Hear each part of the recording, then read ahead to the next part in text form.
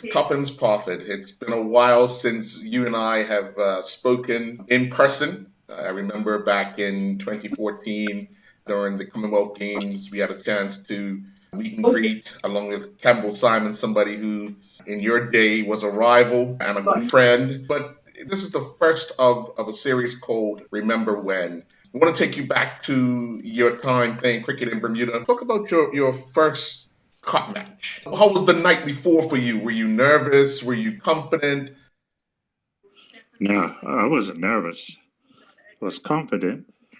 I just had a little conversation with Spider Blakely the night before, and I just told him who I was going to get out and how many wickets I was going to get over the next 2 days. And I gave him a list of who I was going to get out. So it was great fun. And did the list pan out, or were you short? Were you over?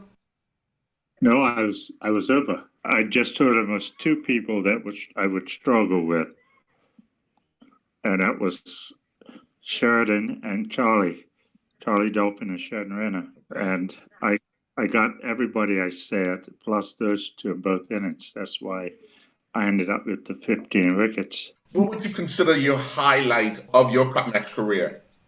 I guess it will be that one, my first one. Right, because it stands out. 15 wickets, 43 runs given up. Yeah. That was the start of something. Yeah. But throughout your career after that, you took a total of 100 wickets because you finished with 115. Did you think 100 was viable for you to get to? No, I didn't even know I was that close. I just played to enjoy the game, and that was it. I didn't look at rackets and anything. I didn't know anything about rackets.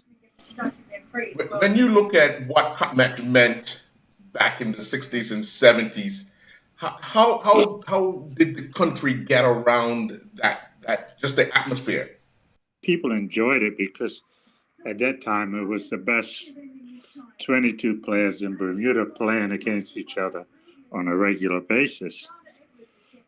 So, it was good to watch, and the competition was superb.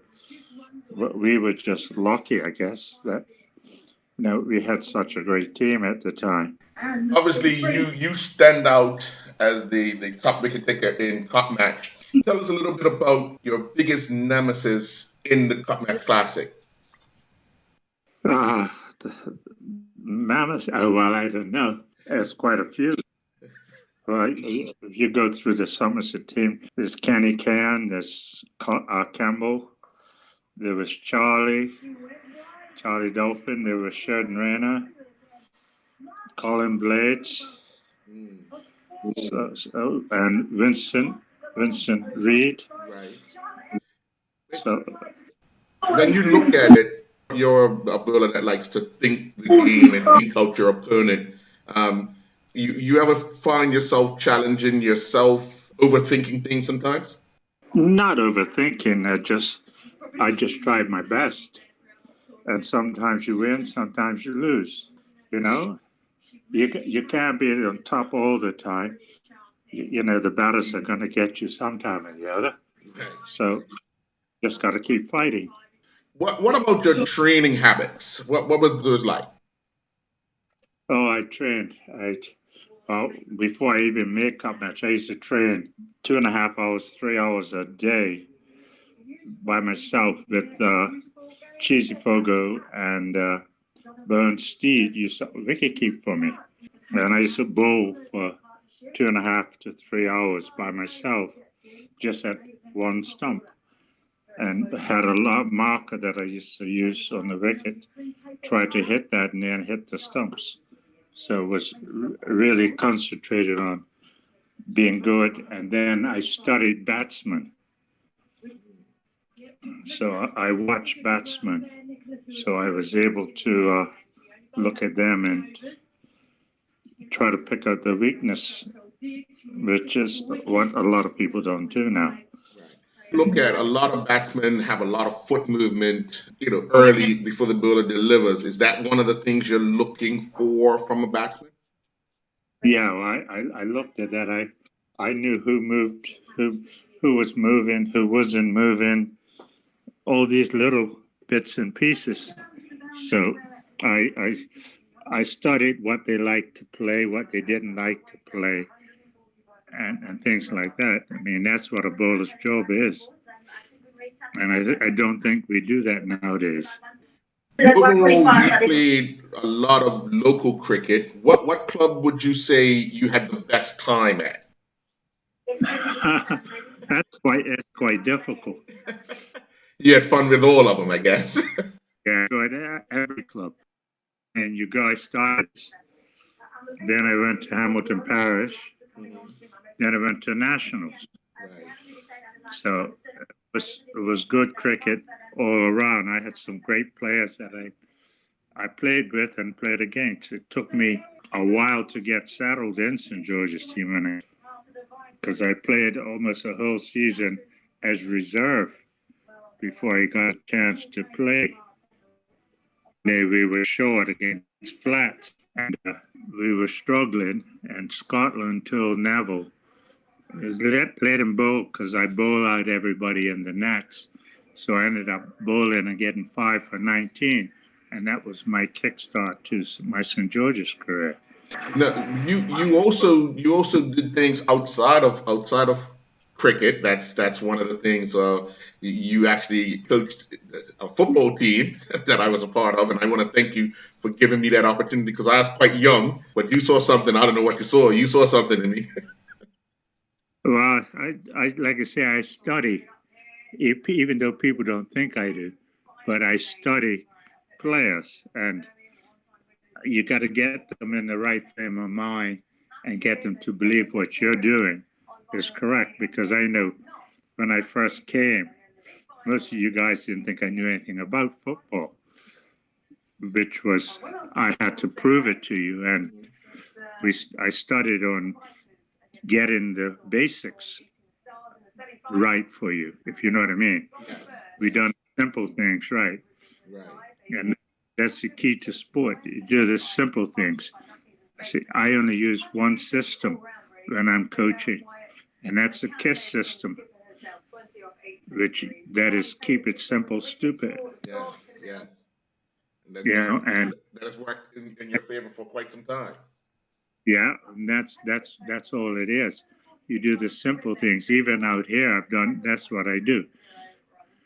I try to teach the easy way, pick up problems, solve problems with bowlers, batters, and try to help them with that. But that's the way it goes, you know. I've offered to help if like the bowlers in Bermuda. So I've been trying for years to tell them that. You look back at your time, even in the national program, what was those times like? We had such a good group of players from all across the island that challenged each other. What was the times like at the national level? It was great. I mean, everybody got on together and we played together as a team. Even it made no difference which club we came from. It was we were playing for Bermuda. So to me, that's the most important thing. And this is what I don't think they worry about nowadays. They worry about the club rather than worrying about Bermuda, because Bermuda is number one when you're trying to go abroad, and that's what you should be looking at. Your country comes first. That's the way it should be. How do we instill that though? I mean, we've lost a lot of that pride and respect for the country. How do we kind of reverse that? Well, you got to get the right people in place to instill it into the players.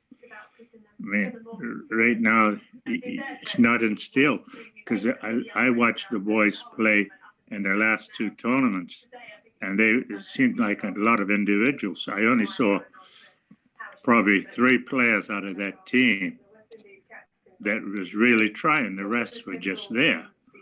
You know, it was a holiday for them. You've been in Scotland or in the UK now for almost 40 years. Okay. What has life been like for you? It's been great because I've coached at just about every level in Scotland.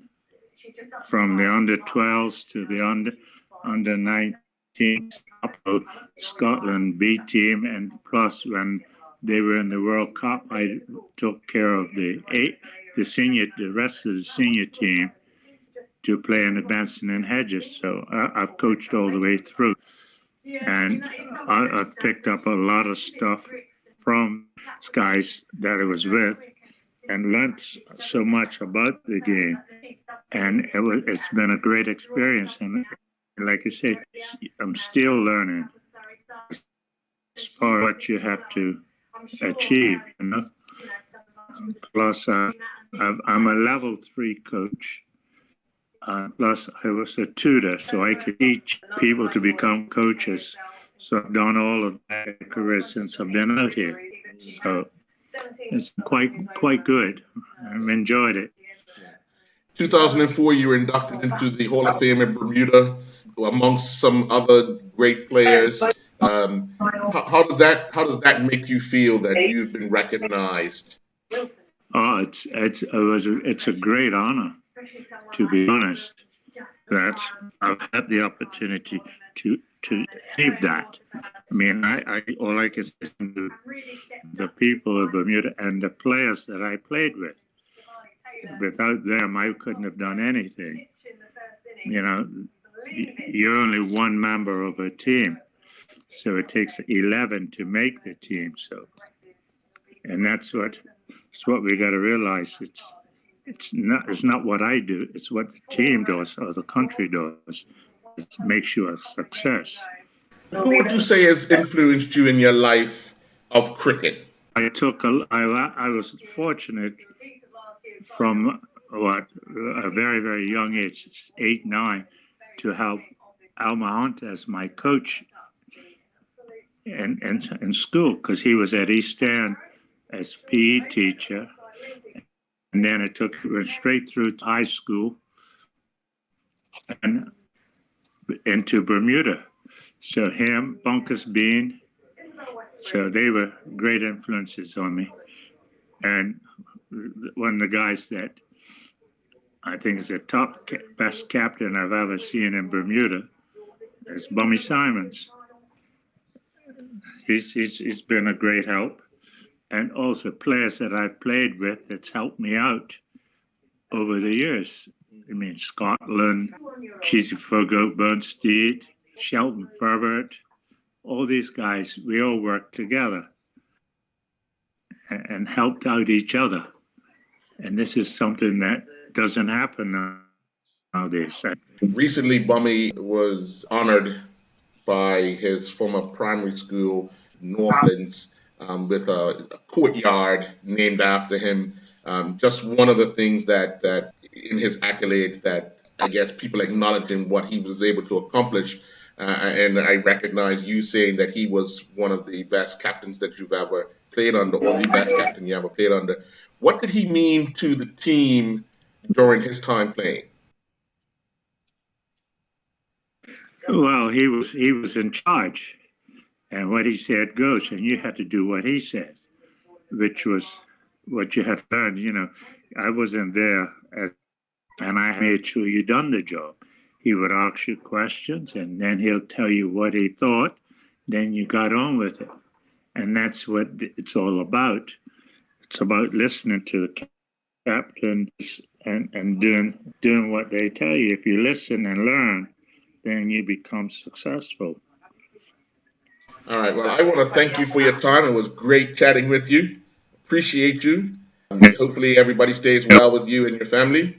And we'll talk to you again sometime soon. Yeah, no problem, mate. You take care. Say hello to everybody for me. Will do. I wish them all safe.